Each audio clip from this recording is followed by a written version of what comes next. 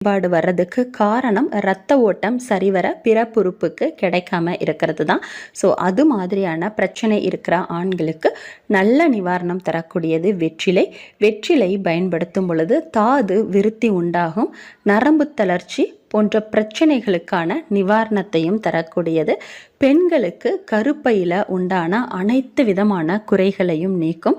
கருப்பையில் தேங்கி இருக்கக்கூடிய நச்சுக்களையும் அழுக்குகளையும் உடனடியாக க்ளீன் பண்ணக்கூடிய தன்மை இந்த வெற்றிலையில் நிறைஞ்சு இருக்குது.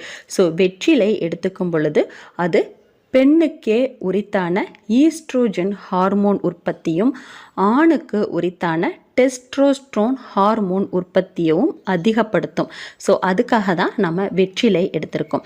அடுத்து இந்த வெற்றிலை கூட நான் சேர்க்க போகிற பொருள் மிளகு.